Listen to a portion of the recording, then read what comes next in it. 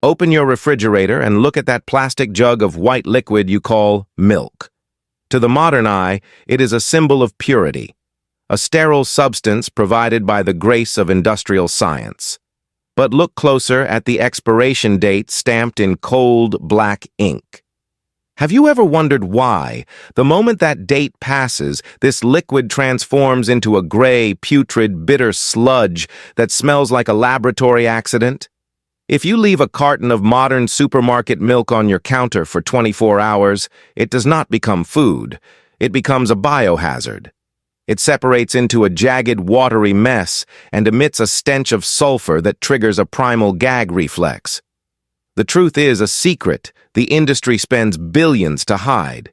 You are drinking a biological corpse. Modern milk is a product stripped of its soul, scorched by extreme heat, and forced into a state of artificial, fragile sterility. When your refrigeration fails, this milk has no immune system. It cannot protect itself. It rots because it was already dead the moment it left the factory gates. Now, let us transport your consciousness 800 years into the past. Imagine a small, smoke-stained timber cottage in the Scottish Highlands, circa 1250 AD. There is no humming compressor of a refrigerator. There is no stainless steel pasteurizer. There is no electricity to cheat the laws of nature. On a heavy, raw oak table, a peasant woman places a deep terracotta bowl filled with milk, still warm and frothing from the morning milking. The air is thick with the scent of peat smoke and damp earth. The ambient temperature is a steady 20 degrees Celsius. By every metric of modern food safety, that milk is a ticking time bomb. In the eyes of a modern health inspector, that bowl should be a breeding ground for death within hours. But as the sun sets and the hearth fire dims, a silent, invisible miracle begins to unfold within the ceramic walls of that vessel.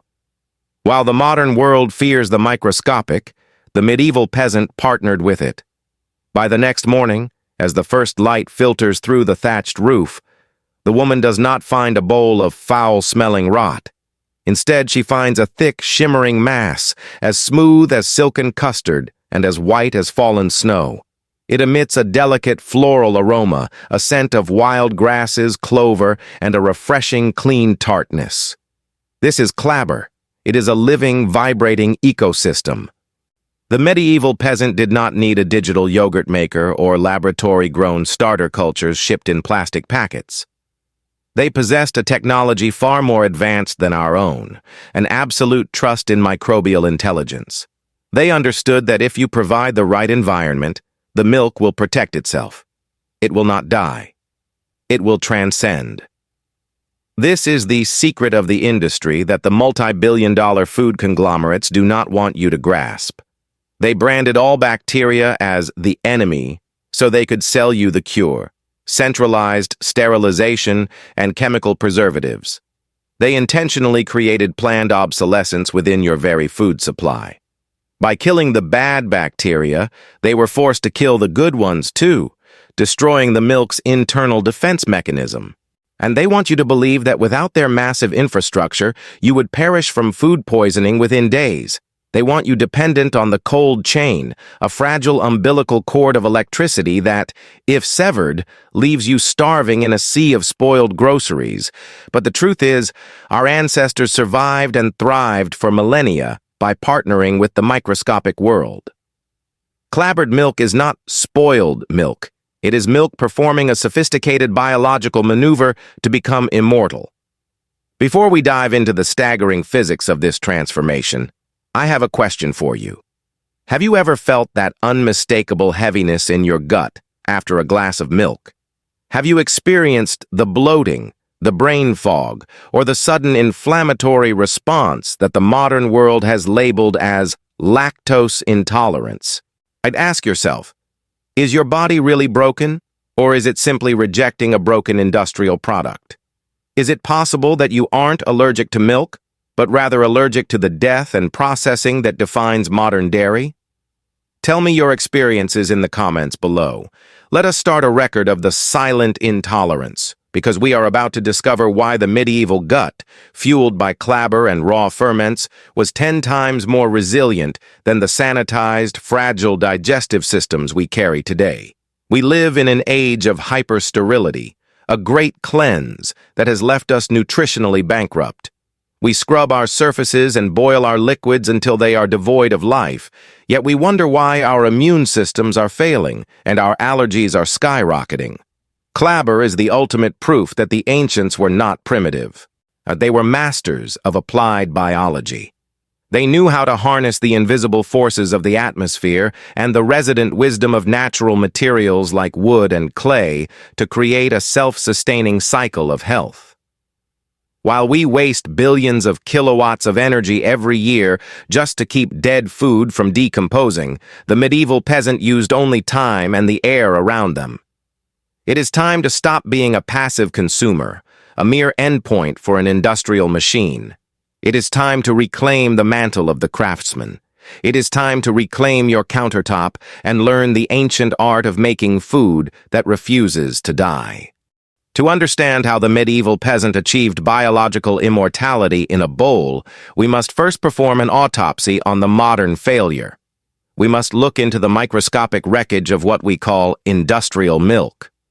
The modern dairy industry operates on a single, ruthless principle: speed over quality. They have replaced the patient rhythm of nature with the violent efficiency of the factory. The primary weapon of this destruction is high-temperature short-time, HTST, pasteurization. In this process, raw milk is blasted with 72 degrees Celsius heat for a mere 15 seconds.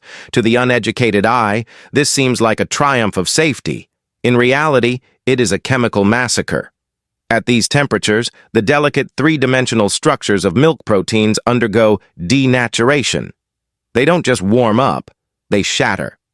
The lactoglobulins, the proteins responsible for immune support, unravel and become jagged fragments.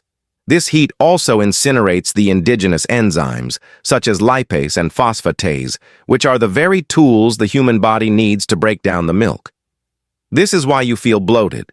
Your body isn't rejecting milk. It is struggling to digest a pre-cooked chemical slurry that has lost its biological keys.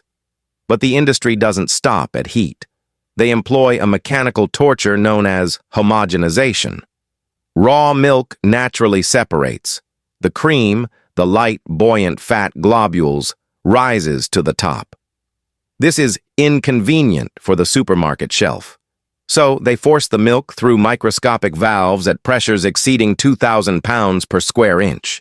This violent act pulverizes the fat globules into such tiny particles that they can no longer float. But there is a hidden cost. These tiny, shattered fat particles are now so small they can bypass the normal digestive filters of the gut and enter the bloodstream directly, carrying oxidized proteins with them. This is the modern shortcut, a process designed for visual aesthetics and shelf life, which treats the human digestive tract as an afterthought. Contrast this with the medieval investigation. How did a peasant in 1250 AD create a superior product without a single machine? The secret lies in the physics of spontaneous fermentation. Raw milk is not a blank slate. It is a crowded city of beneficial life. It contains a high concentration of lactobacillus, lactococcus, and leuconostoc bacteria. When the peasant woman left her milk in a warm room, she wasn't waiting for it to rot. She was initiating a sophisticated biological takeover. As the milk sits, these indigenous bacteria begin to consume the lactose, the milk sugar. Their metabolic byproduct is lactic acid. This is where the chemistry becomes truly elegant. As the concentration of lactic acid increases, the pH of the milk begins to drop. In the modern world, acid sounds dangerous. In the medieval world, acid was the shield of life. When the pH reaches exactly 4.6, a point chemists call the isoelectric point, a fundamental shift occurs in the milk's structure. The casein proteins, which previously repelled each other like similar poles of a magnet, suddenly lose their electrical charge. They stop fighting and start embracing. They begin to link together, forming a complex, a three-dimensional mesh that traps the liquid whey inside. This is the process of acid-induced gelation. The milk doesn't just sour, it structurally transforms into a solid, custard-like gel. This low pH environment acts as a biological kill switch for pathogens. Harmful bacteria like E. coli or Salmonella cannot survive in the acidic fortress that the lactobacillus have built. The milk has used its own sugar to create the very acid that protects it from decay.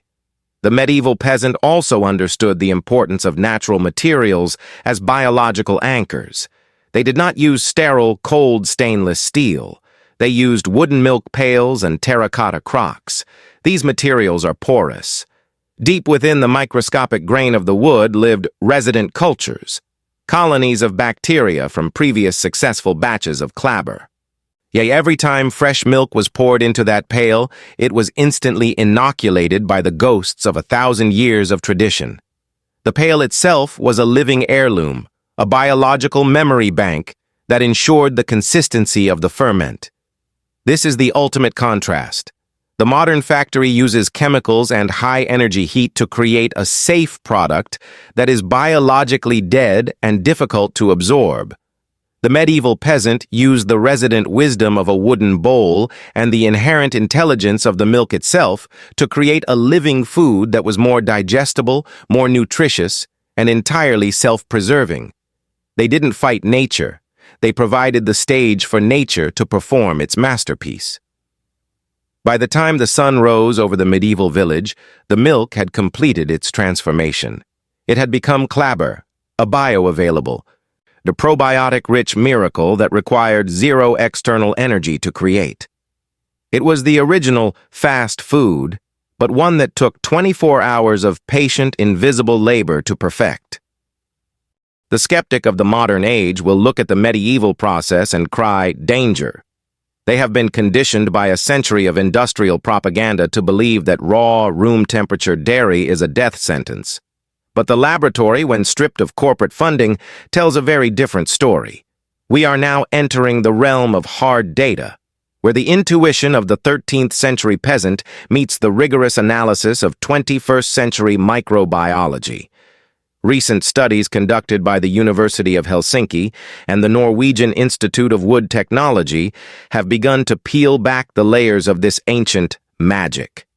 When researchers analyzed traditional wooden dairy vessels, some used for decades without modern chemical sanitizers, they didn't find a cocktail of pathogens. Instead, they found a thriving, highly organized biofilm of Lactococcus lactis and Lactobacillus plantarum. These researchers discovered that the porous structure of the wood acts as a microbial sanctuary. Unlike the cold, flat surface of stainless steel, which allows any bacteria to land and stay, the wood selectively harbors the beneficial strains that thrive in acidic environments. This scientific evidence confirms that the medieval unwashed wooden pail was actually a sophisticated bioreactor, specifically designed by nature to outcompete and destroy harmful bacteria through a process known as competitive exclusion. Furthermore, archaeological evidence provides the ultimate long-term study. In excavations across Scandinavia and the British Isles, researchers have analyzed lipid residues found deep within the pores of 10th century ceramic shards. Using gas chromatography mass spectrometry, scientists from institutions like Cambridge and Stanford have identified the specific chemical signatures of fermented dairy fats. These artifacts prove that clabbered and soured milks were not just occasional snacks. They were the primary source of caloric stability for over 800 years. If this food were as dangerous as modern industry claims, the human race would have been extinguished in the Dark Ages. Instead, we see the opposite. Skeletal remains from these periods often show remarkable bone density and a total absence of the diseases of civilization, like osteoporosis and chronic gut inflammation that plague us today. But let us look at the mathematics of vitality. In the modern world, we pay a premium for probiotic supplements. And we buy plastic bottles of lab-created yogurt drinks that contain 2 or 3 strains of bacteria, often dead by the time they hit the supermarket shelf, and loaded with refined sugars to mask the taste of industrial processing. The math is a scam. For the price of a single $6 bottle of a high-end probiotic drink, you can buy a gallon of raw grass-fed milk. Through the process of clabbering, that 1 gallon produces trillions of live, indigenous, and diverse CFUS, colony-forming units. You aren't just getting a supplement. You are getting a living internal landscape that populates your microbiome with the same bacteria that evolved alongside our ancestors for 10,000 years. Now, how do you reclaim this knowledge? How do you take the mastery of the past and apply it to your modern countertop? It begins with finding the source. You cannot clabber supermarket milk, it is dead, and dead things only rot. You must find raw, grass-fed milk. In many regions, this requires a farm share or finding a local producer who respects the animal and the soil. The process itself is an exercise in radical patience. To make clabber, you take a clean glass jar, a modern substitute for the terracotta crock, and fill it with fresh raw milk. You cover it with a breathable cloth to allow the atmospheric inoculation of local yeasts and bacteria while keeping out dust. Then, you wait. At a stable room temperature of 20 degrees Celsius to 24 degrees Celsius, the transformation takes roughly 24 to 48 hours. During this time, you must watch for the isoelectric shift. You will see the milk begin to thicken. Small bubbles may form as the bacteria exhale. Then, the miracle occurs. The milk sets into a single cohesive mass. If you tilt the jar, the clabber should move as one piece, separate from the walls of the glass. On top, you will see a yellow, translucent liquid. This is the whey. In the medieval world, whey was known as liquid gold. It is packed with minerals and the highest quality proteins. You do not throw this away. You strain it through a linen cloth, saving the thick clabber cheese for eating, and the whey for preserving vegetables, soaking grains, or as a powerful tonic for your skin. This is the math of self-sufficiency. By investing 48 hours of time, you have created 1. A powerful probiotic food that heals the gut lining. 2. A shelf-stable cheese that can last weeks without refrigeration. 3. A starter liquid, the whey, that allows you to ferment any future batch in half the time. You have successfully opted out of the cold chain. You have bypassed the industrial middleman. You have used the physics of the 13th century to solve a 21st century health crisis. You are no longer just a consumer. You have become a practitioner of biological autonomy. The bowl of clabbered milk sitting on a medieval table was more than a meal. It was a testament to a world that understood its place within the web of life. As we look back from our towers of glass and steel, we often make the mistake of equating primitive with ignorant. We look at the peasant woman in her wool tunic and think she lived in a state of constant peril, a victim of a world she didn't understand. But as we have seen through the lens of microbiology and physics, she was a master of applied wisdom. She did not need a laboratory to tell her that life protects life. She felt it in the texture of the curd and smelled it in the sweetness of the whey. The modern world has traded this wisdom for the illusion of control. And we have built a civilization based on the sterile lie, the belief that we can achieve health by killing everything around us. We use bleach to scrub our counters, antibiotics to scrub our guts, and extreme heat to scrub our food. But in this frantic quest for safety, we have created a profound, dangerous fragility. We have become the refrigerated people. We are a society that lives one power outage away from a nutritional collapse. Our food is so processed, so disconnected from the Earth's natural cycles, that it cannot even sustain itself on a kitchen counter for a single day. Is this progress? Is it progress to be lactose intolerant to the very substance that built the civilizations of our ancestors? Is it progress to pay a multinational corporation for a synthetic version of the bacteria that once lived for free in a wooden pail? The medieval peasant was not a consumer.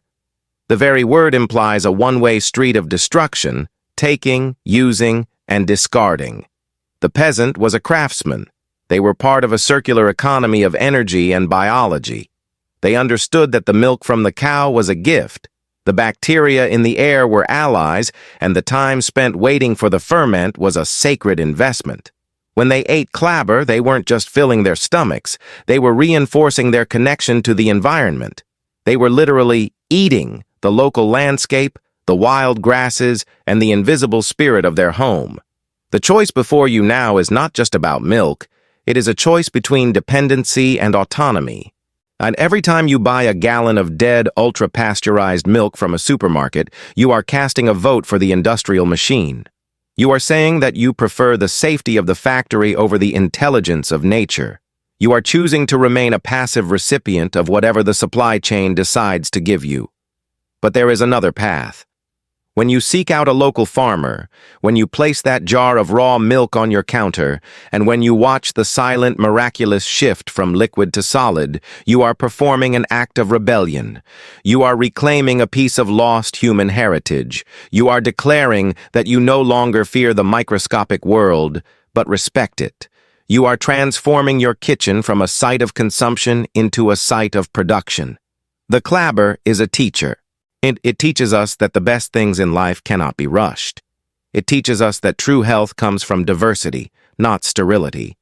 And most importantly, it teaches us that we do not need the permission of an industrial giant to feed ourselves well.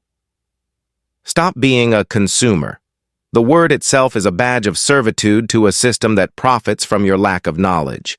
Reclaim the identity of the craftsman.